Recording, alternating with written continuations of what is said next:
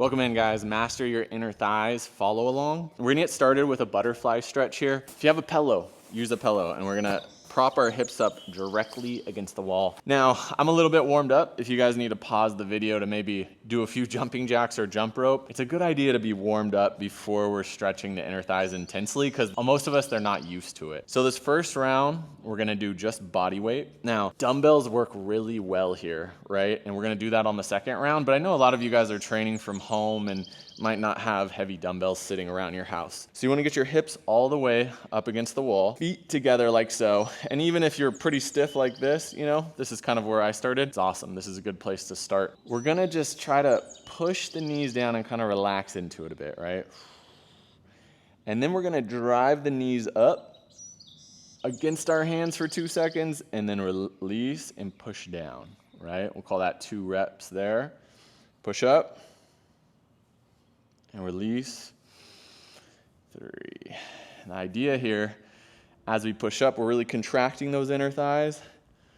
As we release, number 4, now those inner thighs can release more. Contract up, breathe into it, that's 5. And we're just trying to subtly get those inner thighs to let go a bit. 6. Really contract up hard. 7. Last one, we'll do 8 to start. And we're gonna hold for 10 seconds here.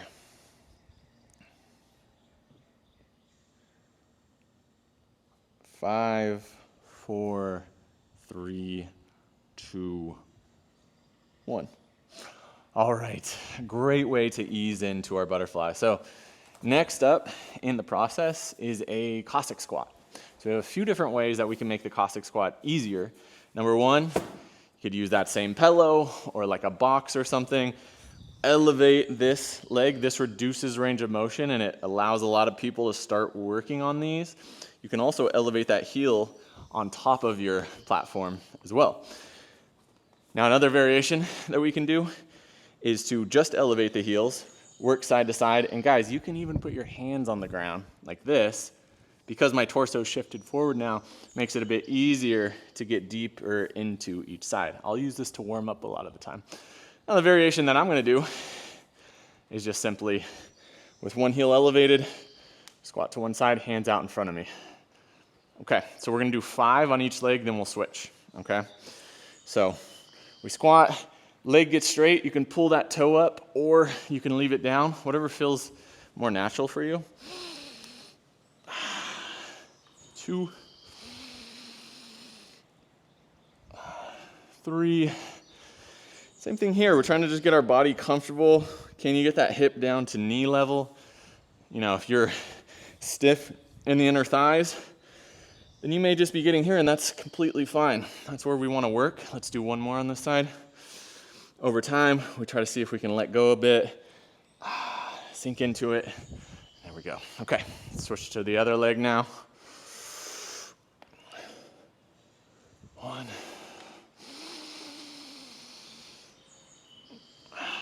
2, 3. Now a lot of people don't think to elevate that heel. It makes these so much easier. Just a simple heel elevation, 1 to 2 inches. You'll be able to sink into your knee a lot easier. That hip gets down closer to the ankle. All right, let's call that 5. Nice. So just relax, give those inner thighs a little break. Now we're gonna move to wide leg good morning, okay? So with these, I want you to start a bit narrower than you would think, right? So I can get my stance way out here. Not a good place to start. My inner thighs are not ready for that right now. And it's a lot of the reason why we work up to these bigger positions. So good morning, I want you to pull those hips backwards. And I want you to think about tilting your pelvis forward, bringing those sit bones into the air, right? Boom, just like that. I'm gonna do a full 10 here. 2,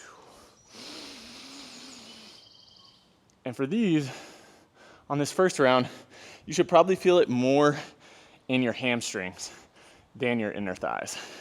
But these two areas are so linked together, right? You have this inner hamstring that attaches really similar to where your inner thigh adductor muscles do, right? And just kind of the goal here is if we can get our torso to parallel to the ground while keeping that flat back, right? If you're starting to round, that's okay. Just kind of try to hold yourself to that arched back position as low as you can go. Maybe you don't go too low. Maybe you're right here. It's a perfect way to start working on it. It's a lot about that pelvis position. And just rounding out and doing this, it's not gonna help you. All right, let's do 2 more. Last one. We're gonna hold here for 5, 4, 3, 2, 1. Okay, perfect. Whew. And my inner thighs and hamstrings are shaking a little bit already. We're gonna do 1 more round, same exercises, and I'm gonna offer the progressions here to go a little bit more. So if we take this away, we already have to have a bit more range of motion through our hips just to sit on the ground. Now, like I said, a lot of you guys are training at home. Do this bodyweight version if you happen to have some dumbbells at home, or if you're in a gym right now, or if you have some like heavy water bottles that you can place on your knees, that works great too. Now, these are 25 pounds. I actually started doing these the first ever when I was really, really stiff up here, 50 pounders, and those really pried me open. I think for most people, 20 to 30 pounds is pretty good to get started with. So let's relax into it first. Now we'll press up. Relax. 2, 3,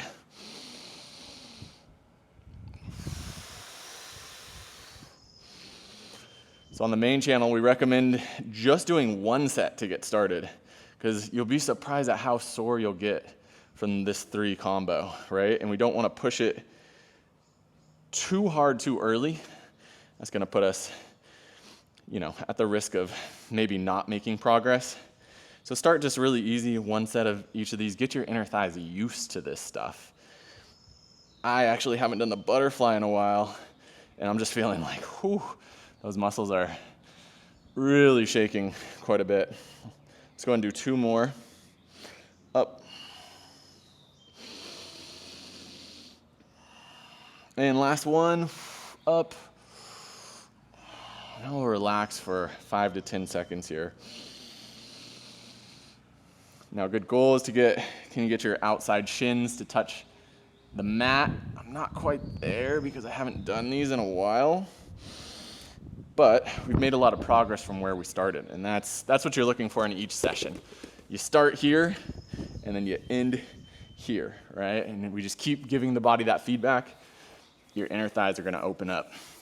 So, we're gonna take a little break here and shake that out. Next, we're gonna move into Cossack squat with the horse stance transition. So let's talk about horse stance really quick. A lot of you guys are familiar with it, but all it is a wide stance where we keep our torso upright and we sink the hips down, right? Knees aren't diving in. And for this, we're gonna have our toes mostly forward, but a little toed out. So these are kind of the ultimate for me. I basically just do horse stance Cossack squats, and it really maintains a lot of my hip and inner thigh mobility. So let's get started. We're gonna squat to 1 leg. Now you can still pick the toe up if that feels best, but keeping the toe forward is gonna stretch the inner thigh more. Now we come through this horse stance here, staying low. We go to the other side. 2, 3, 4,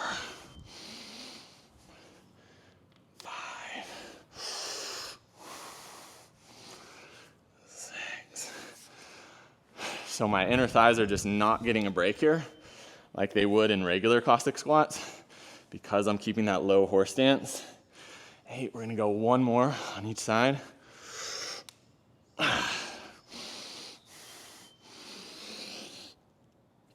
Okay. Whew. All right, once again, let's have a little rest. Shake those inner thighs out. I imagine this follow along is gonna be around 10 to 12 minutes. And really, you can just cook those inner thighs so much in just under 15 minutes. And if you just do this twice a week, you'll unlock so much mobility. It's crazy. This last wide leg good morning, we're gonna go a bit wider. I'm taking off my shoes so I don't slide, because that's the worst thing that can happen in this position is if you start sliding. As we get wider here, now the inner thighs are supporting everything, right? It's a lot more intense, and this is why I really urge people to take this very slow. You don't have to go super deep range of motion when you start here.